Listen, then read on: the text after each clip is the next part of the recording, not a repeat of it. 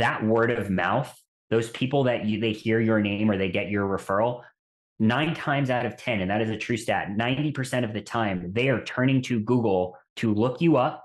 They're looking up the name of the attorney, they're looking up, or the business, they're looking up the firm name, and they're looking you up in a context of the specific type of service that they want to consume. So they may search your firm name and the practice group that you're, going to be providing services for, to see if you even show up, right? It's a validation point. So SEO is not just about lead gen, but it's also about validating that you are an expert in the area that you have been, recommended as an expert in. So that's a misconception, and people miss the mark on that all the time, and it's to their detriment.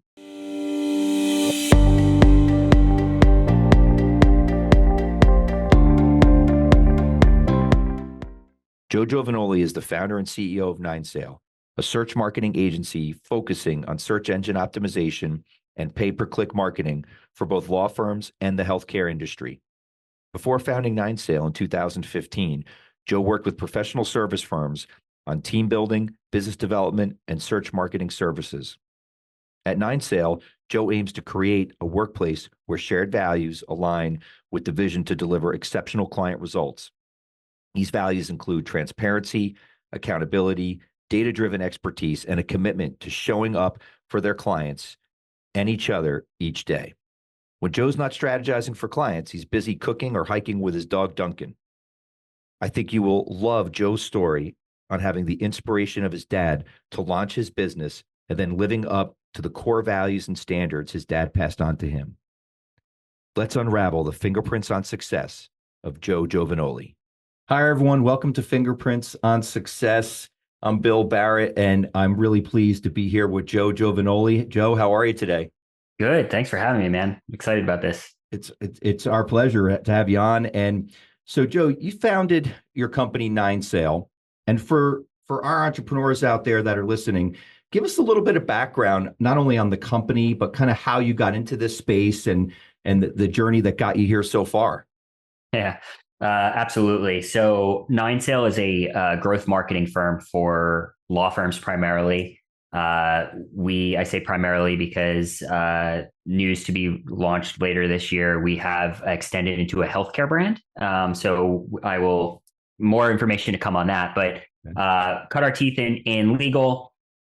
We help law firms to grow through online lead generation, content creation, public relations. So we do what's called digital public relations, and paid search. So putting all those things together, or some combination of those things together, we help law firms to be found online. How I got into this is a bit of a long story. I'll try to keep it short. Okay. We got time for you, brother. Awesome.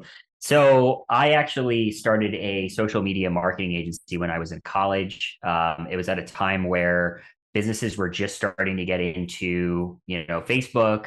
A lot of the bigger brands had gotten on, but there wasn't anybody focused on the small business market. So I had a project I had to do in college, and essentially it was write a business plan for a business you didn't intend to start. And I had spoken with the school, and I said, listen, if I write this business plan and start this business, will that help me get an A? And few conversations later, they agreed. So started this business, finished the class, had a few clients, really loved it, loved marketing. And I said, you know what, I want to take this a little bit further. So I actually went and I worked for a full service agency, website design, SEO, the whole nine. That's really where I got a lot of my exposure to the SEO market. Got headhunted from there, saw some writing on the wall, decided to start my own business. Now, the piece about that, in that time frame, my dad had been diagnosed with ALS. In 2013, I graduated early 2013. He was diagnosed late 2013. He gave me some advice to, kind of take a risk, right? If you have something that you feel like you'll regret later not doing, you should go ahead and do it, because life is short. So a couple of years later, I started NineSail. Started out as a full service agency. Within a year, we've condensed it to be very very focused on, law firm marketing.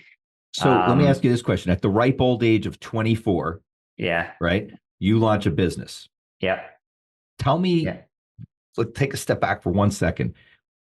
What what do you think at that moment? Like what is at that moment, like how do you get started? Like what, so you decide you're going to do it, right? You're 24 years old, you've got the idea, you believe in it. What happens next? And I didn't mean to cut you off as you go through the journey because I want to hear the whole story. But I think for a young entrepreneur who's thinking of launching a business, like, now you've got a big successful company, but there was a moment where the idea had to come to life. Like, tell me about that moment. That moment was not very pretty. So I just decided that I was going to give it a shot for myself because I had worked in two agencies. I said both times, like, there are things I could feel I could do better. Or, most entrepreneurs that, go from learning from somewhere to starting their own business, that's a lot of the same story. That's how they start. But I didn't know anything about anything. And I barely took a class on running a business in school. It's the one thing that they don't teach you in college. I will firmly say that they don't teach you how to run your QuickBooks. They don't teach you how to, properly, truly write a business plan. So I stumbled around a lot there. And my first 2 years of the business were probably the most stressful I'd ever had in my entire life. Hired a bunch of people because we got a bunch of work, learned a bunch of lessons that you don't hire people too fast, and make sure you're looking for the right people. So I really decided to get into the market that we're in today. Like I said, about 18 months to 2 years into the business, largely because of a book that I love called Built to Sell, right? Which is all about specializing your services and specializing in a specific core group of people that you want to be doing work for. I realized in that moment that we really needed to kind of tighten up the ship. And so, yeah, I mean, bounced around a lot. Again, I made the decision kind of out of necessity that I saw the writing on the wall. The company I was working with was sinking before I started my company. Mhm. But I also went on my dad's advice and said, you know what? I don't, who knows what life's going to bring. If I'm going to do this, now is the time because I can recover from this. Where if I tried to do this in 20 years, could I recover from it? So that's really, really what got me into it and why I got into it. Okay. So you get going and tell us a little bit about how you built this business and the specific verticals, but how you got to where you are now. Yeah. So the legal space was always one that intrigued me. And you're a lawyer. So I have found historically that law firms have been improperly and underserved. There are a lot of companies out there that have their directories and they have these flashy things that they put in front of lawyers to get them to invest in working with them for various marketing things. But there's no true measurement of success with those things, right? Is that you're just listed on their list of top lawyers or whatever, right? But there was no real clear path to return on investment, no real clear path to success. So that was a market that always really intrigued me. When I started the business, the majority of my initial business clients were actually home services and construction companies. So when we niched down, we originally niched down into construction and legal. um, COVID hit, and construction was an area that really struggled. And we, trying to be the best people that we could be, had a number of clients that we had to defer payments and really just take care of what they needed to have taken care of because they couldn't work. Right. Construction was one of the biggest areas that was impacted in the first 9 to 12 months of COVID because you couldn't enter people's homes and people were nervous. Where legal really boomed. So what we learned from that, and we took that pretty quickly, is that we needed to migrate out of focusing on construction and put all of our efforts into the legal market because that was what was going to be our future. So really had to make a big decision and pivot again. We had done that previously, like I said, about 18 months, 2 years in, we made that decision to pivot out of being full service. We found ourselves faced with the same thing.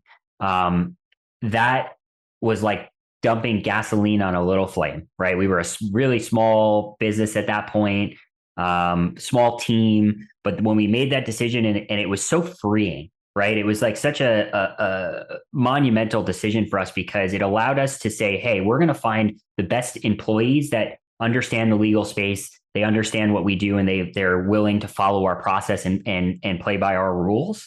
And we were able to find clients that were looking for the services we wanted to provide, but we're also in line with the culture that we were building, right?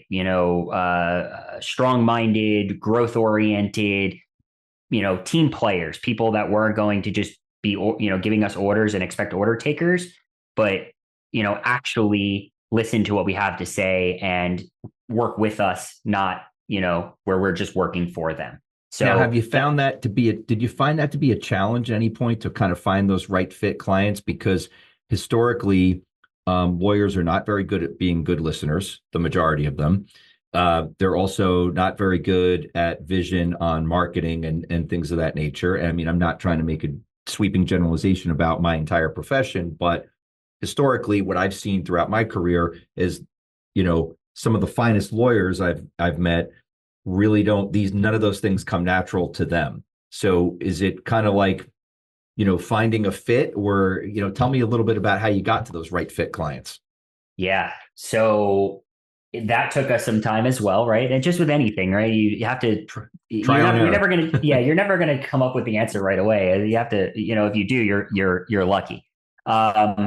So when we got into the legal space, we were focused on some smaller size firms, mainly because we had the managing partner's ear. It was, pretty easy to get things, decisions made, budgets approved, whatever we needed to do. It was a pretty easy process, but we were working with a much smaller piece of the pie, and we were working with, a group that a lot of times was pretty reliant on the things that we were doing. So there was a lot of initial downward pressure early on that we had to navigate until they started to see results, and then that pressure alleviated. But those engagements would be stressful at the beginning.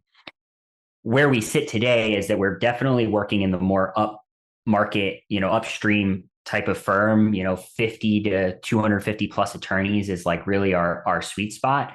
Mm-hmm. And we're working primarily with the CMO or the director of marketing, and firms that really allow for their marketing departments to own the marketing piece and be part of the conversation and not order takers.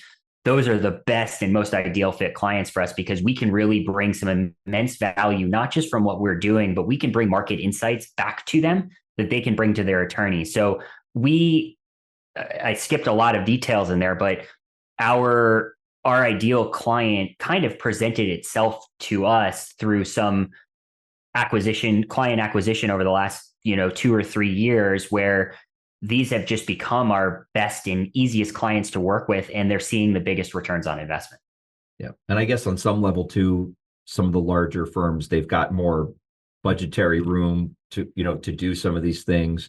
And I think that all this information for our audience is really important, because whether you're talking about the market that you've decided to focus on and with law firms, everything you're saying applies to whatever vertical someone chooses to focus on. What you're really saying is, we decided we're going to be an expert and we're going to serve a particular market and be the experts in that market. And that approach can work in so many different professions and service providers, and you can provide those services to a myriad of different industries. It's just depending on where you want to serve and where you think that your services are well needed. And so I think it really is, it's on point for any entrepreneur who's trying to figure out, what's the best target market for my service? Is this a broad shotgun blast approach, or am I going to be a niche business? I think that in a way it was kind of brilliant, because you picked an area where people need a lot of help. Yeah. No, it's and it definitely, that was a big piece of our decision making too, right? It's like, lawyers, this is not their day in and day out, right? And Nope. and a lawyer, given the choice of how they're going to grow their business, they're going to always go to, and I don't want to say always because that's again, as you said at the beginning of this, an overgeneralization, but most of the time they're going to go to the typical networking, and they're going to go do the physical stuff, right? Where Yep. our business is focused on making the website the rainmaker that the firm can rely on while they sleep at night, right? Because you have leads coming in at all hours, because this is when people need you. And it's the same thing for B2C or plaintiff side firms as it is to B2B firms, right? Their clients are searching at all hours, and they're doing their homework on a firm. And Bill, very similar to you have multiple areas that you specialize in, right? And you are the DSO, god of the world here. Well, I don't know And about that, but I'll take it. I'll take it. yeah, well, I mean, listen, I mentioned your name around dentists that we have conversation with on the healthcare side, and they know your name and they know who you are, right? So you've branded yourself really well there, right? But you pick areas that you were going to specialize in, and you've become well known, and that's exactly the advice that I would give any entrepreneur, and I do give entrepreneurs when I speak with them, whether they're graduating seniors from my alma mater, or somebody that it gets introduced to Pre-Accelerator for Entrepreneurs organization, which I'm part of in New York and Long Island. I tell them, get focused. Don't be broad because you think that you need revenue to come in to pay your bills. The more focused you are, the faster you're going to be able to grow, and the faster you're going to become a well-known name, because you're not trying to be everything to everyone. You are Right. being the best at X in Y industry. You're gonna grow 20 to 30% faster if you focus on one area. Yeah, I couldn't agree more. And I remember very early on in my career, I had an excellent mentor, and he explained to me that it was important to have a broad base of knowledge. And, I focused early in my career on closely held businesses, private companies, family businesses, in terms of, I wasn't looking for General Motors as a client, or, I wasn't trying to take companies public. That wasn't going to be my space. My space was going to be individual people or partners or families that own private businesses, and focus on what are their needs. And, so I really agree with you.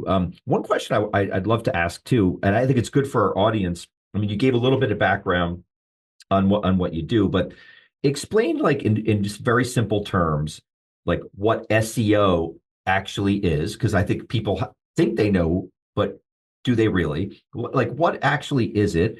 And maybe what are some of the common misconceptions about what it is, or what it does or doesn't do? Yeah, sure. So very simply put, it's the practice of helping your website to be found online for keywords that best describe what services or what products you sell and provide to your target market.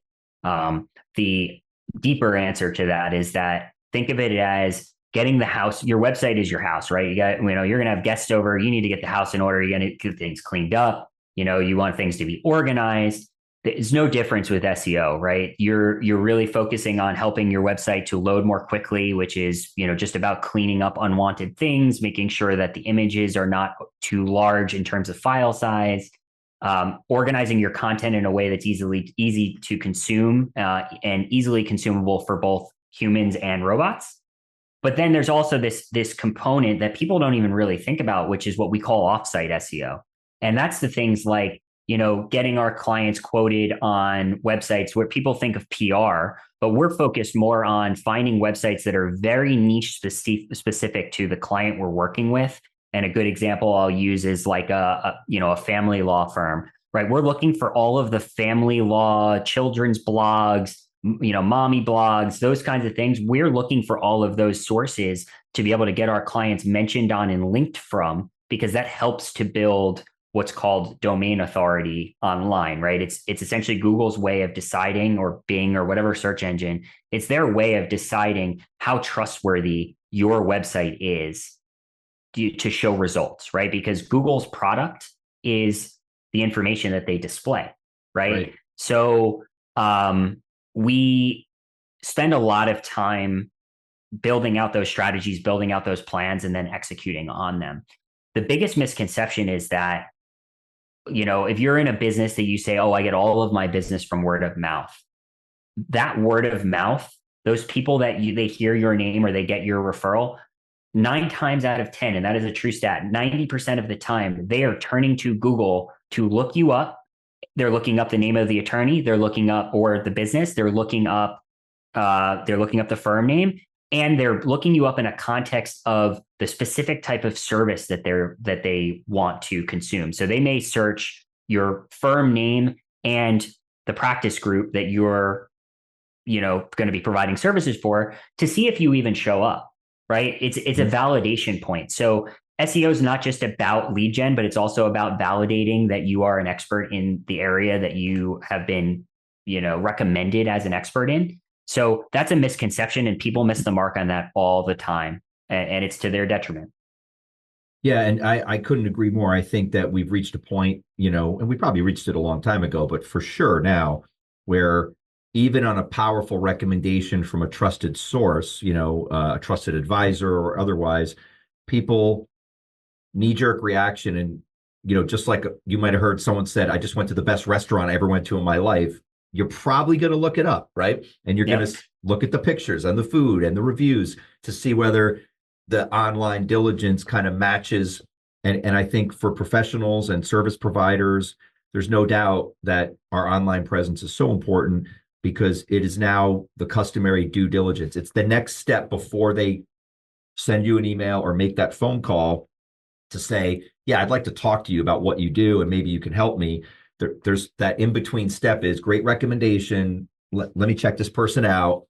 And then it go from there. So I couldn't agree more. So when you think back right now, how you've built a successful company, how many years since that 24-year-old guy decided, I'm doing this thing, I'm launching my company? So it's a nice way to ask that, Bill. We are we're in our 10th year. Congratulations. So thank you. Yeah. And it's funny. I've known you a long time, and I appreciate you putting us in that successful category. I think the work is never done. And, what was Jordan Belfort's, saying? He had a lot of good sayings. He had a lot of good ones, but the one of them that sticks out to me was, when is enough, or what is enough? And the answer was more, right? So you always want to get to that next, you get somewhere and you're like, oh, great, cool. Now I want to get to that next point. So I appreciate you putting us in that successful category. But yeah, so we're in our 10th year. Well, having, represented entrepreneurs for 26 years that I've been doing what I do, with very, very limited exception, that's the spirit of being an entrepreneur, right? Like what's next? What's the most exciting thing? Your biggest and brightest future always lies ahead. If we're not growing, honestly, like if we're not growing as entrepreneurs, we start dying. That's why at least most of the entrepreneurs I know, like the word retirement is like, retire from what? It doesn't really exist. They may do other things. They may start other companies. But just saying, okay, now I'm hanging it up. I mean, I could probably count on one hand how many entrepreneurs I've represented in over quarter century that have just said, yeah, I'm done now. It just usually never goes that way. So when you do reflect upon all that success, do you think that you had some philosophies or guiding principles that when you look back and reflect, you say, that mindset or that way of thinking or that principle is a huge contributor to like why we've survived 10 years and grown and continue to grow and be successful? Yeah. So there's a few. So my biggest true North Star from starting the business, and I shared earlier the one of the whys behind why I started the company, but our core value, or one of our core values for the longest time, was make dad proud. And I feel that I always tested things against that core value, and that's a core value for me in life, but that I tested things against that core value really from an ethics standpoint and from a what I'm comfortable with standpoint, right? And asking myself that question when I was about to, sign a client, maybe that I had something was going on in my gut. There's a acronym I use a lot, JDFR, just doesn't feel right. Right. And I would use that as my test. And I think that it's important for entrepreneurs to have some sort of way that they can test their gut on things, right? Because the one thing I learned is always trust my gut. And it's so cliche to say, but the times I've been burned or the times that something didn't go right, my gut was screaming when we were doing whatever, signing a client or moving into a market or whatever, and I wasn't listening. It just didn't feel right, right? Like Right, you said, it just didn't feel right. Right, Yeah. exactly. So, and I stole that from somewhere. I don't know where I stole it from, but I love that. I love that thought process. But the other thing I would say that really helped us to get to where we are and to be successful is to hire the right people and trust them. That the right people, that's such a subjective term. You have to define what right means for you and for your business, and it's going to be different for everyone. But the second that I changed that mindset from find people to do the work to find people that are going to do the work exceptionally well and make me a better person and make us a better company, that was a game changer. And I think that if somebody's going to start a business or they're in early stage of their business, paying people what they're worth, not what you can afford, and really going after that aspirational talent that maybe you can't quite afford them, or maybe they're above your budget, whatever the arbitrary budget is that you set.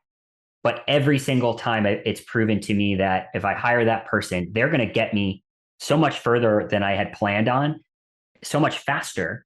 And what I'm paying them isn't going to matter at that point because we have exceeded every goal that I could have ever imagined. And I think that that's the mistake that entrepreneurs make over and over, is that they pay what they can afford, not what the person is worth. So yeah, I think that's an excellent piece of advice for every entrepreneur and business owner.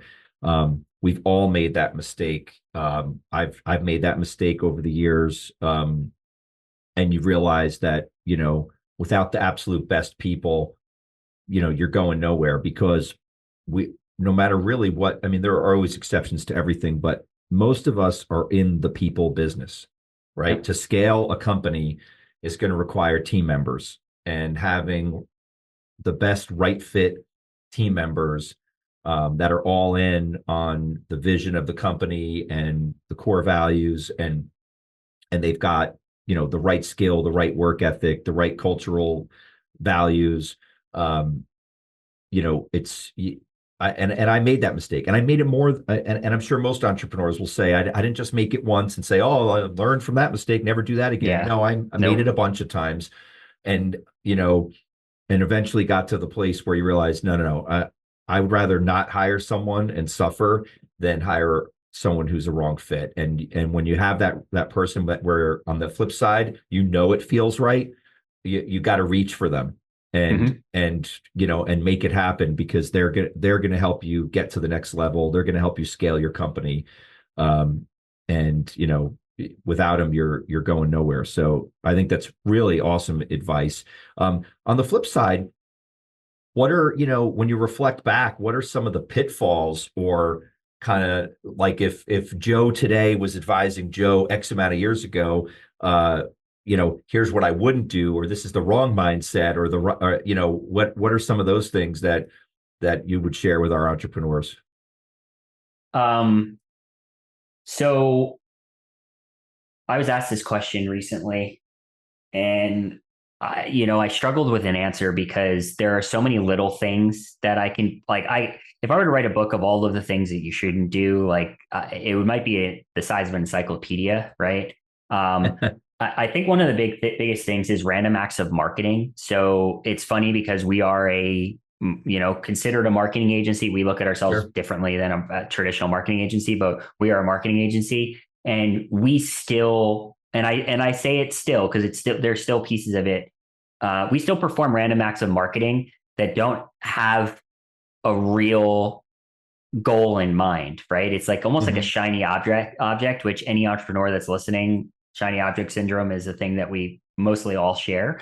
So, the investment in marketing channels or objectives that don't have a clear tie to the goal, that is a area that if you could cut that out, you'll probably save yourself 5 to 15% annually on profit, right? You'll make more profit if you just stay a little bit more focused or invest that money into the things that you know are working. And again, you'll get a multiple on that profit back. So that's a major pitfall that we fall into regularly. We're in a market where, like the Legal Marketing Association is a big piece of the puzzle for us. We spend a lot of time at the events, and we do some marketing through and with them.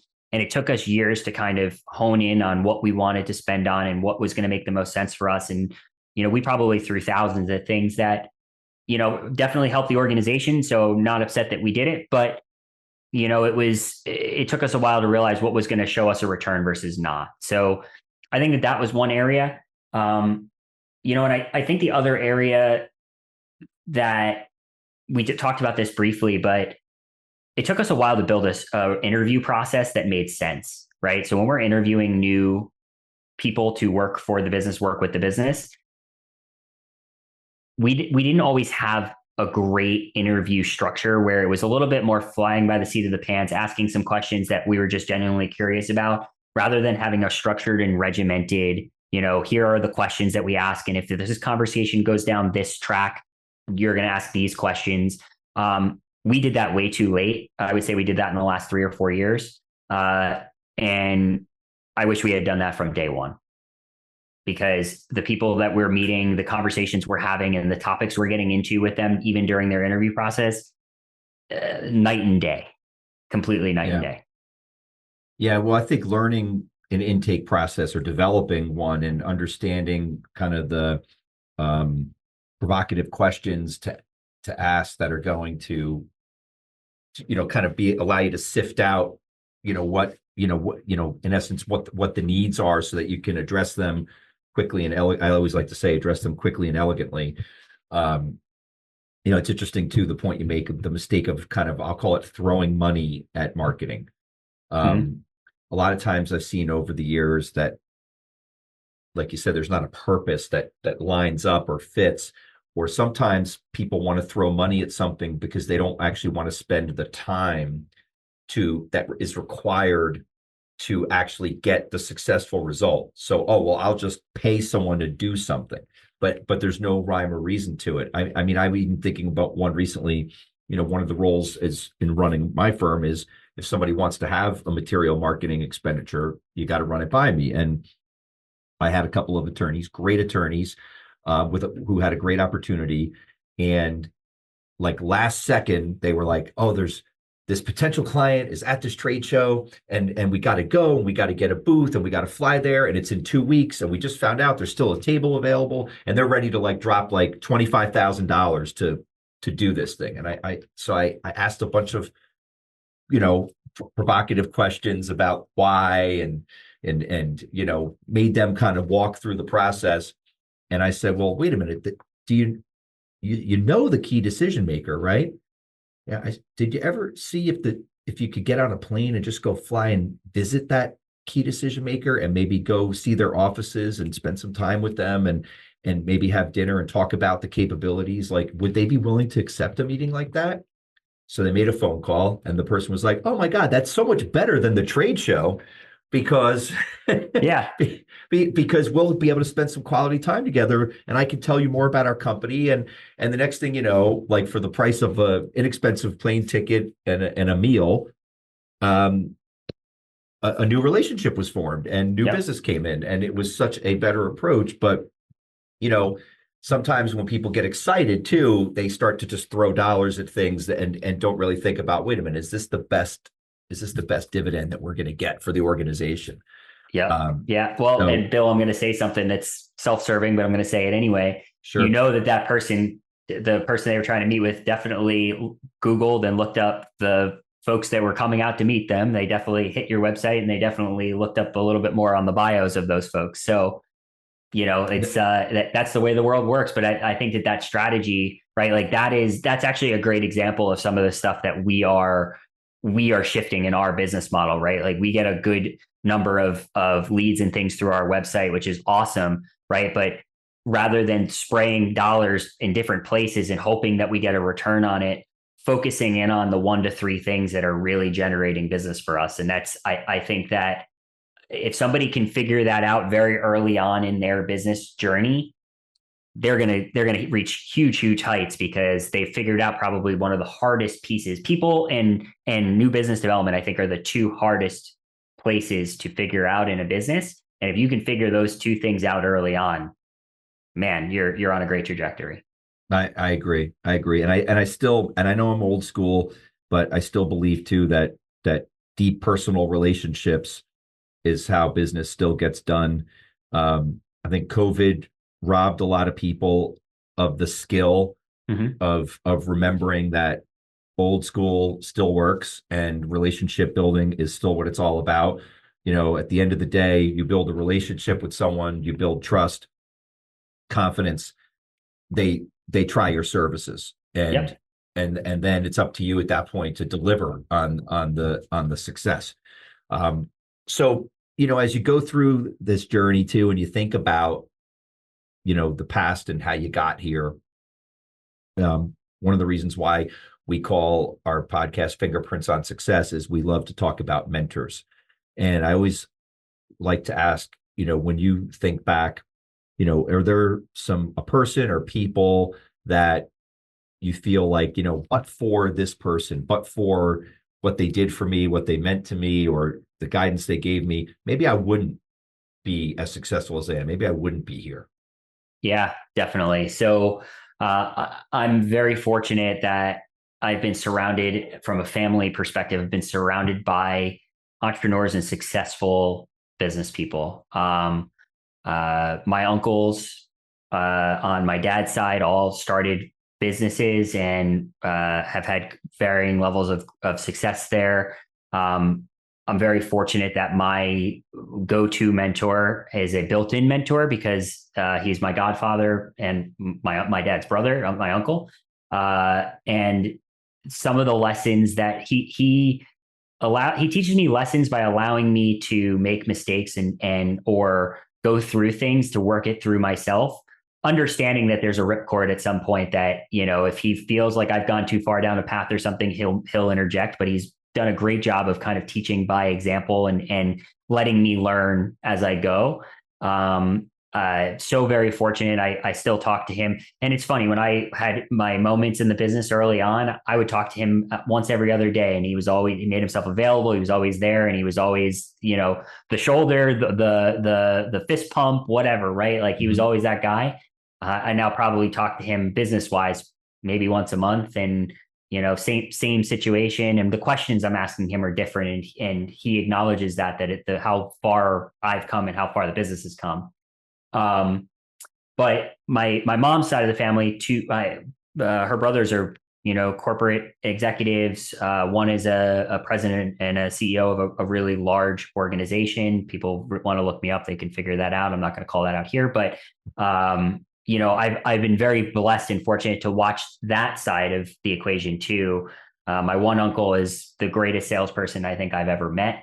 Non-licensed real estate person, sold his own house, literally, like couldn't believe it. So I've been very fortunate to be surrounded by that. But there are 2 people that come to mind for me that are non-family members that really helped me to get to where I am. One, I always felt like it was cheating because I felt like I had the playbook.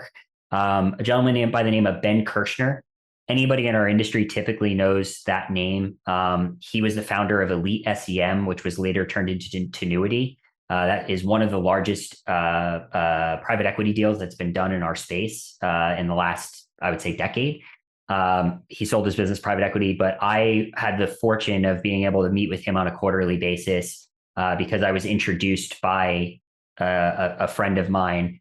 And he really helped me to see some things clearly and was able to speak off of very clear and true experiences in our space that helped me to miss some of those potholes that people step in.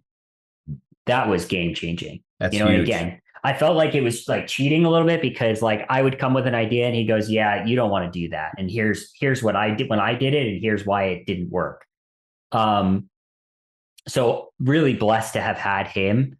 And then I met a guy named Greg Crabtree. He wrote the book Simple Numbers.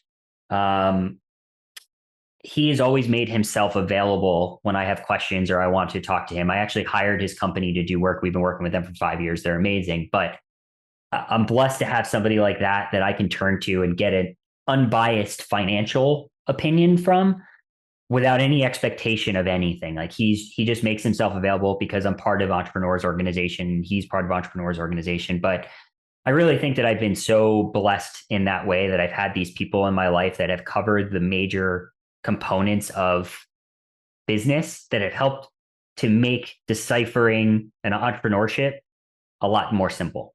So Yeah. I think those have been the mentors that have really impacted me. Well, that's powerful. And, when people give props to their mentors, which they should, I always say, and I've had that own experience with people I've mentored, you still have to, the person receiving it still has to be smart enough to listen to it Mm-hmm. and to digest it and know when to follow that advice and to execute and to have the judgment to say, yeah, what they're telling me makes sense. I'm going to do that. And because there's a lot of people who get the great advice or have the opportunity for a great mentor, but they just don't follow the playbook. And, Yep. so you have to be smart. You have to be blessed enough to find the people, and you did. But then you have to be smart enough to actually listen. Mm-hmm. And it may sound simple, but I can tell you that not a lot of people listen when they have that opportunity. What do you do to pay it forward, Joe? I mean, those are some people that are made a profound impact on your success. What do you try to do similar things? Oh yeah, for sure. So I speak at my alma mater, Fairleigh Dickinson, in Florham Park, New Jersey. I have been speaking there since the second quarter that I started the business. I've been working with a teacher or professor that's there. I go in once a semester and I do a guest lecture for their class. I started actually in the EO Entrepreneurs Organization Accelerator program in New York. And as the second that I officially graduated into EO, I immediately went into a coaching role because we run these things called accountability groups, which are, for anybody that knows EO, it's like a forum, but for much smaller businesses. And it's much more focused on holding each other accountable to getting to the places that we want to get to. So I have coached one of those groups consistently for the last 4 years. And it gives me the most enjoyment when I get to see them graduate, which means that they've hit the first $1 million threshold. It gives me the most joy being part of that journey and being part of their success. Makes me feel like I've been able to kind of give back. So those are two ways that I really pay it forward. And I always try to make myself available if anybody wants to talk shop or talk through a business challenge. Really bad for time management purposes, but I do make myself available pretty much at every turn when I can, because I know that I had people along the way that did that for me and never made me wait for an answer. It's awesome, and it's great that you do that. You mentioned accountability, and it's interesting. It's an interesting choice of words in terms of like what that organization did for you and what you helped do for other people. Because one of the things that you notice as entrepreneurs, when you own a business and you become more and more successful, and you're the top dog, and you're the person in charge, there's not a lot of people holding you accountable anymore. And in fact, sometimes you're surrounded by people who tell you how great you are and tell you that your idea is wonderful. And at a certain point, you have to be self-reflective and be like, I'm not that genius, that all my ideas are great, and that, so having someone, whether it's within or outside of your organization, who can hear what you're doing and give you honest assessments, and also when you say you're going to accomplish something and you're going to do it, that people are holding you accountable to actually do what you say you're going to do. So I think that's awesome. I think it's awesome the way you're so involved and doing that, which is really what it's all about. And there's a lot of joy from that.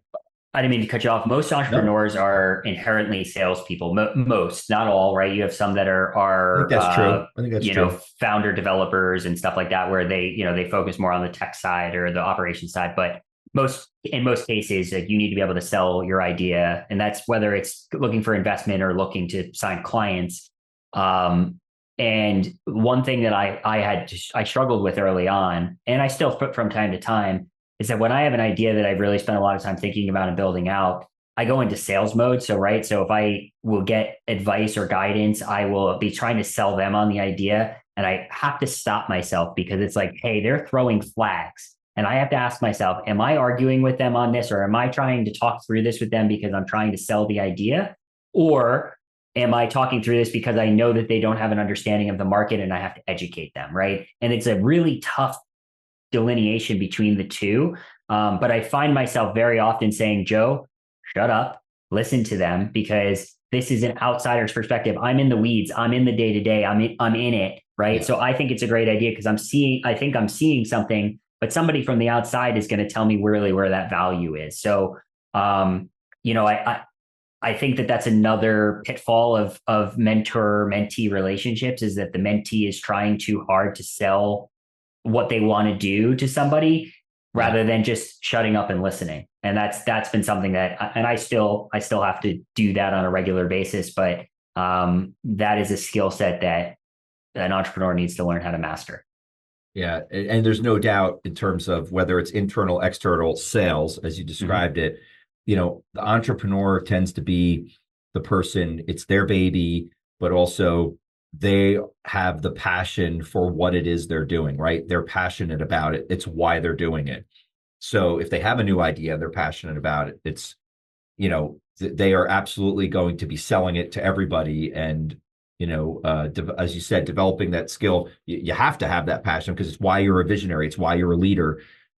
But having honest assessments and the feedback and being able to accept it and listen to it and evaluate it is a huge skill, and not an easy one, especially because your passion level is often so high.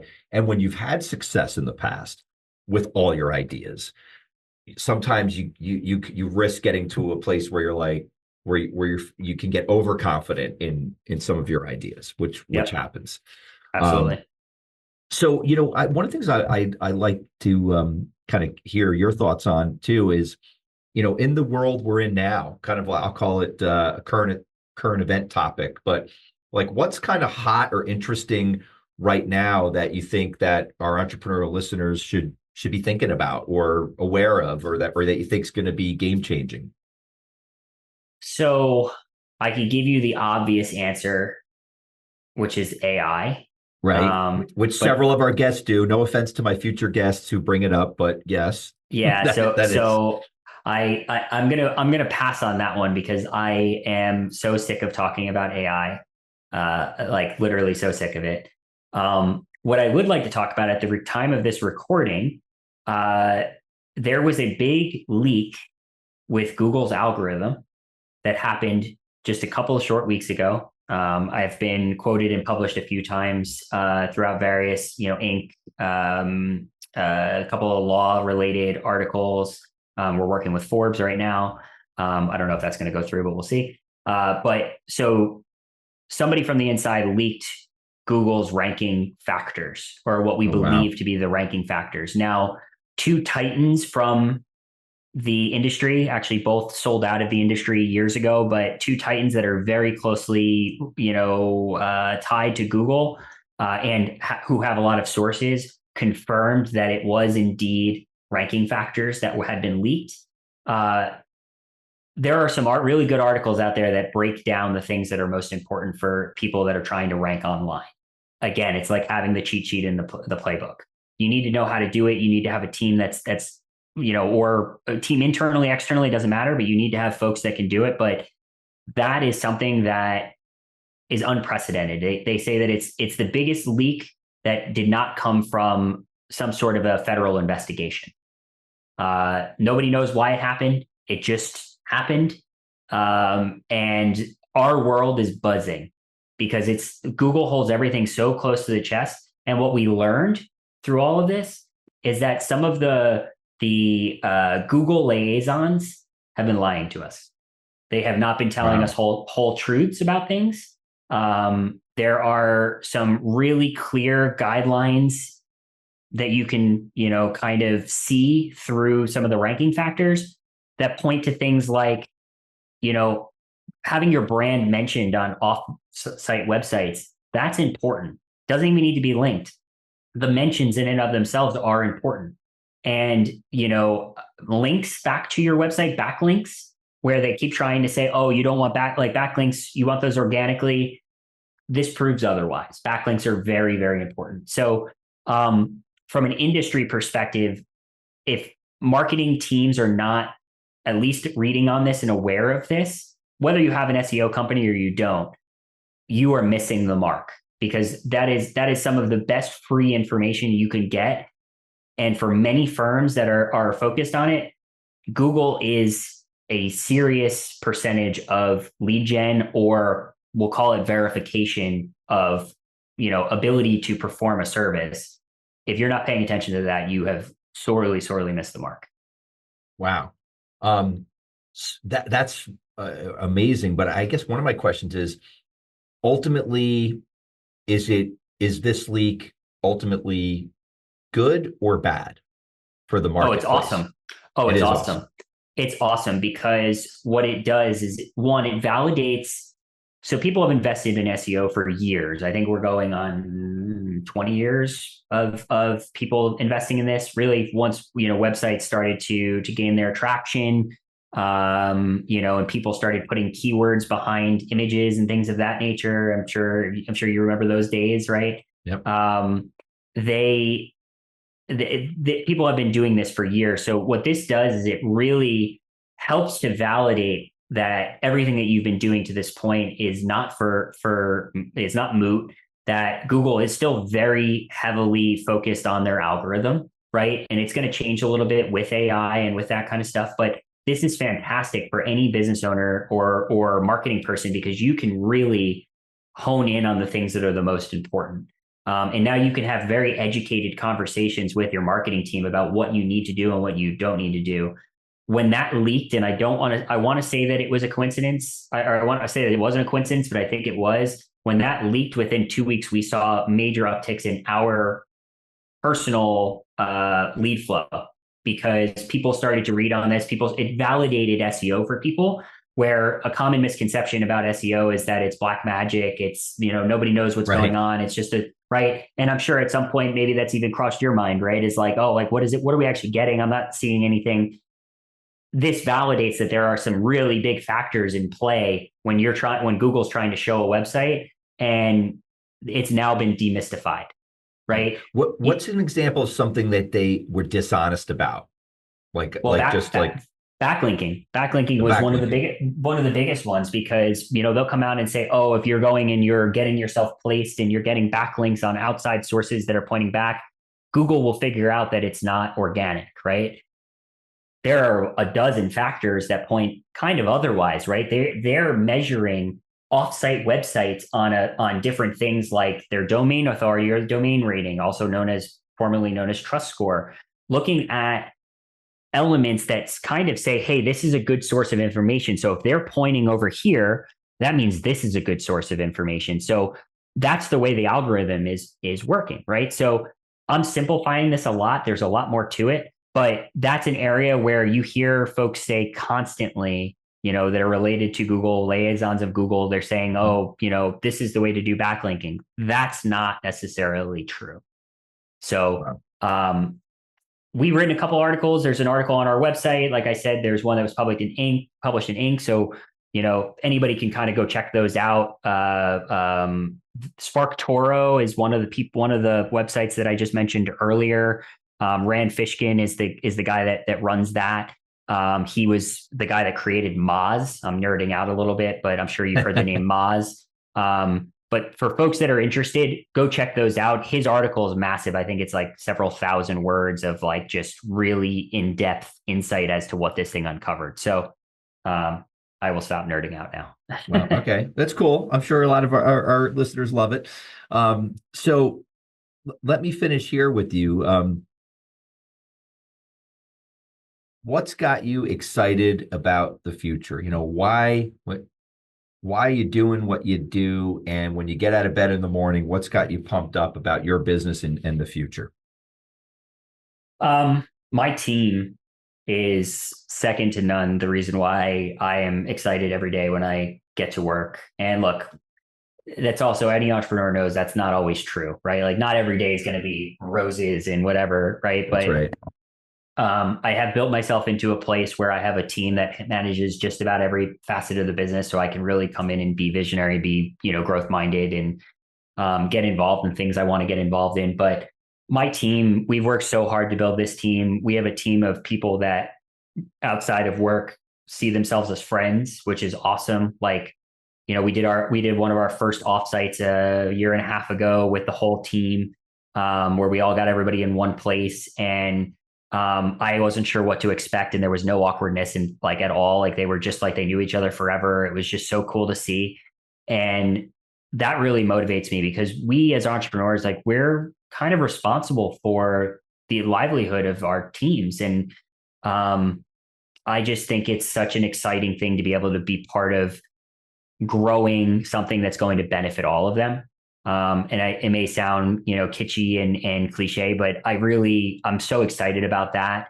I'm also really excited about the work we're doing, right? Because we don't do anything that's what's called black hat or unethical in the SEO world. Like we are very true north in the way that we do things. We give great counsel to our clients. And we've had so many clients tell us over the years how, we're not a vendor. One of our brand promises is we're a partner, not a vendor. And, we've had clients validate for that for us so much, that we really are looked at as an extension of the team and a partner. And it's cool because it means that we're accomplishing what we set out to accomplish. So that's really what kind of excites me. And, a day in and day out, not to make it sappy, but I wish my dad was alive to see the stuff that we're doing, because it really is awesome. And I think that we're living up to that core value of make dad proud. Well, I think you're doing it, and I'm sure wherever he is in the universe right now, that he's very proud of what you've accomplished and what you continue to accomplish. So, Joe, I can't thank you enough for taking the time today to come on to our podcast. Really enjoyed spending the time with you, and I'm sure that many of our entrepreneurs will want to. I'm sure one of the questions that's going to come up is, "Hey, will Joe do this outside of the legal vertical? And if he can, great. And if he can't, can he introduce me to somebody?" I mean, I know that question's coming, so I think that be prepared for that. Yeah, definitely. And we have a couple of friendly competitors that we refer out. We stay in our wheelhouse. And like I said, it's legal and healthcare brand to be launched shortly, but legal is our bread and butter. Great. Well, Joe, thanks again for coming on. Hope to see you soon and really appreciate your time today. Thanks, Phil. I appreciate it. Thank you.